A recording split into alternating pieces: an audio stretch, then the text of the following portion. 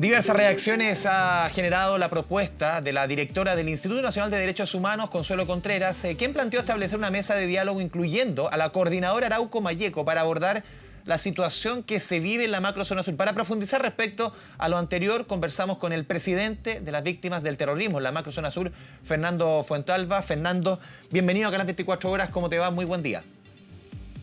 Buenos días, Andrés. Gusto saludarte. Fernando, igualmente. A ver, ¿cómo reciben, me imagino que no de buena forma, las directrices, el planteamiento hecho personal, porque no es a nombre del Instituto de Derechos Humanos, sino que es un planteamiento personal, según hemos podido recoger de parte de otros directores del INDH, de Consuelo Contreras durante las últimas horas?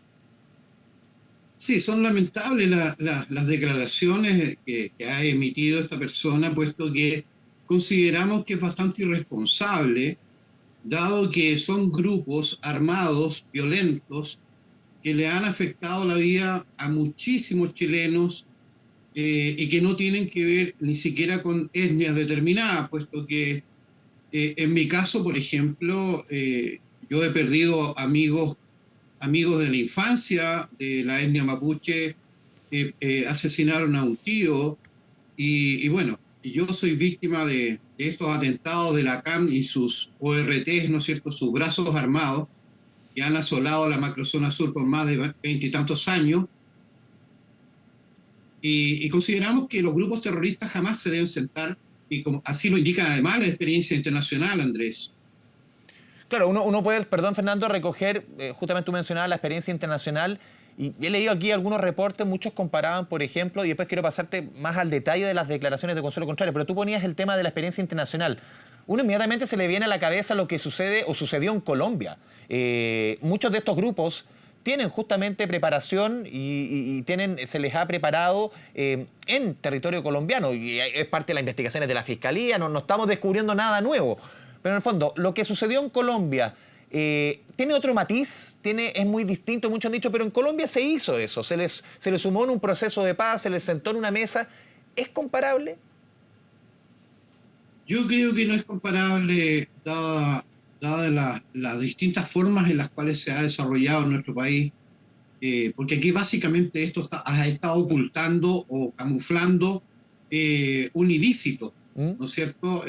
Narcotráfico, venta de armamento, robo de madera, usurpaciones, desplazamiento obligatorio de personas que habitábamos una zona específica y que estábamos desarrollando actividades económicas, ¿no es cierto?, para mejorar la calidad de vida de no solamente una comuna, una provincia o una región.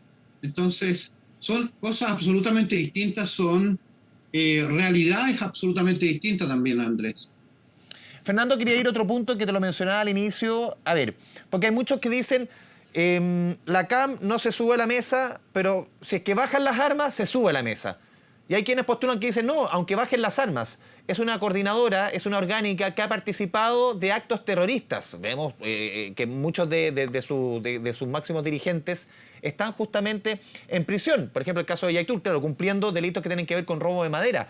Pero que bajen las armas, ¿es una condición para ustedes que le da espacio para que la CAM se siente a negociar, por ejemplo, un diálogo o participar dentro de instancias de diálogo en la zona?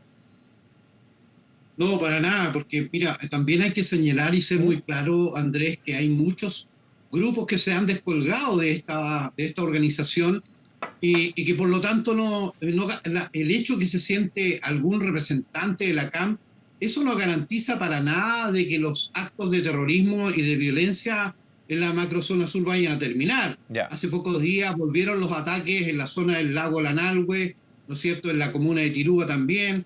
Entonces, yo primero también esperar de que nosotros seamos invitados, porque eso es otra cosa. A nosotros nos han marginado desde que asumió este gobierno. Nos han impedido reunirnos con las autoridades, en este caso con los ministros del Interior, o el mismo presidente de la República. ¿En qué sentido les han impedido? ¿En qué se grafica eso, Fernando? Hemos solicitado con el equipo jurídico de nuestra fundación, hemos solicitado audiencia y estas han sido denegadas, así lo indican los correos que nosotros tenemos. Recuerdo la primera visita del presidente de la República a la ciudad de Temuco. Nosotros nos trasladamos desde el Biobío hasta hasta dicha ciudad y tampoco fuimos recibidos. Entonces, yo creo que aquí estamos todos dispuestos a colocar nuestro mejor esfuerzo para buscar una salida rápida, porque no podemos seguir sumando víctimas. Fernando, solamente un punto. ¿Qué lectura, perdón, haces tú respecto a a esa poca disposición? Solamente un punto. ¿Qué lectura haces tú respecto a lo que tú mencionas, esa poca disposición de la autoridad a recibirlos? ¿Hay un tema político, hay un tema ideológico, hay un tema por dónde puede ir quizás el tema para entender? ¿Cómo lees tú esa poca disposición sienten ustedes a recibirlos de parte de la autoridad central? Es justamente la duda que nosotros tenemos y queremos aclararla, porque nosotros, y yo como pero imagino que tienen una representante... lectura ustedes propia. Algo deben decirse, claro, no recibí una respuesta de la autoridad, pero quizás puede ser por esto. ¿Qué sostienen ustedes? Claro, es como te iba a comentar, nosotros nunca como fundación y como víctimas, ¿no es cierto?, hemos tratado este tema desde una mirada política, puesto que creemos aquí claramente, cuando tú sufres un ataque terrorista, no te preguntan de qué ideología eres política o de qué religión o de qué equipo de fútbol eres fanático. Aquí no hay, o sea, por lo tanto esto tiene que ser con una altura de mira, mirado desde el punto de vista de un problema a nivel nacional.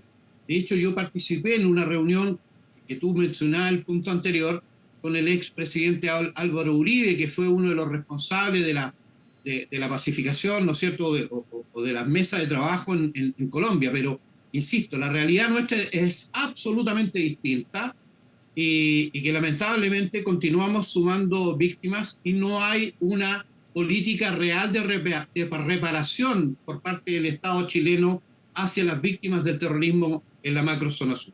Sí, Fernando, ¿cuál es el balance que hacen ustedes desde la asociación que tú representas de, por ejemplo, el estado de excepción que se mantiene en la zona desde, si no me equivoco, de manera pareja, desde mayo del año pasado? Es decir, te llevamos 1 año 7 meses. Claro, con una breve interrupción los primeros 2 meses del gobierno del presidente Boric, pero desde octubre del 2021...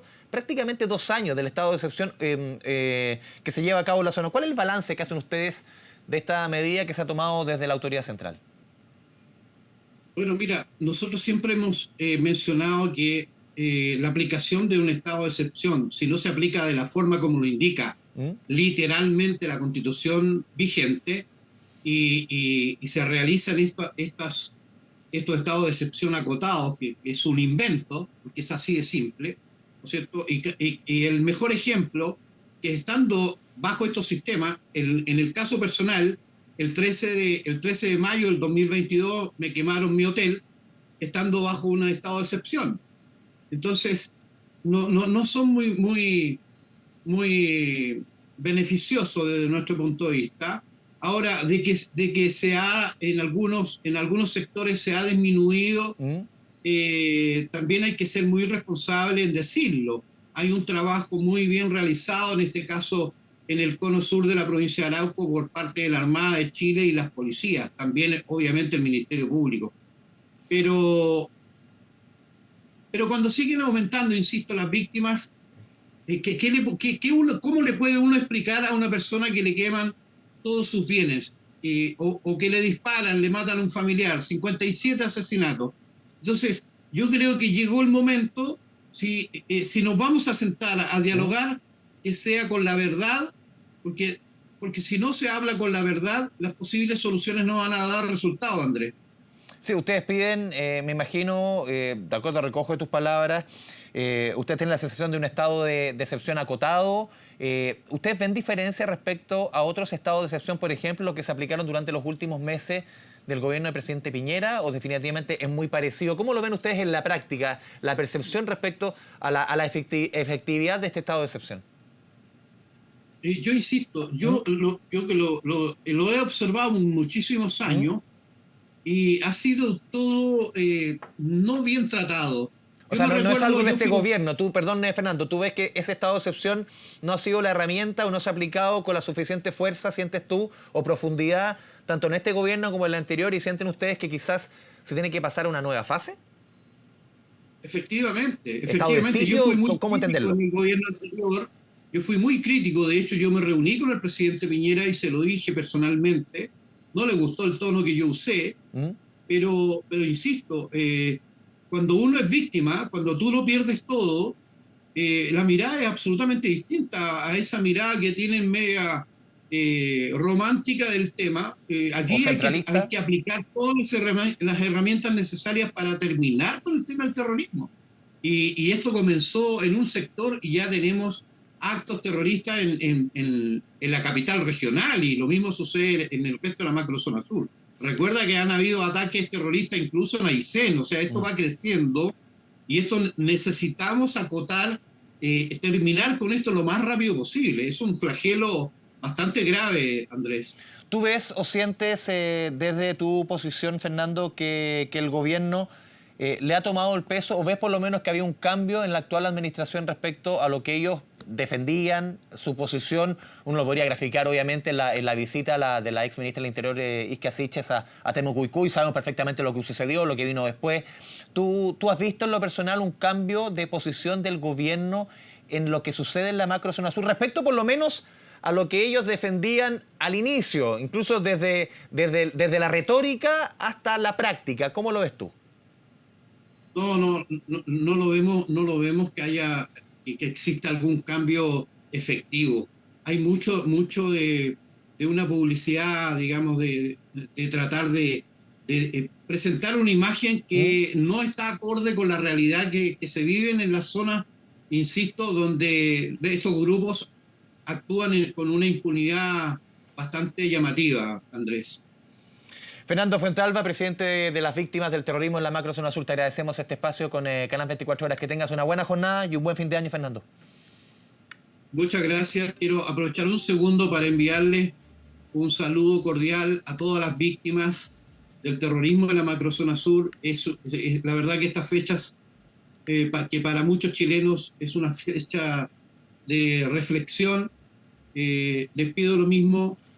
No pierdan las esperanzas. Nosotros vamos a seguir trabajando para encontrar una reparación como corresponde a cada uno de los que nos hemos visto envueltos en estos actos terroristas. Fernando, que muchas tengan gracias. muy buen Sí. día. Felices fiestas, Andrés. Un abrazo. Chao, chao. Chao. Ahora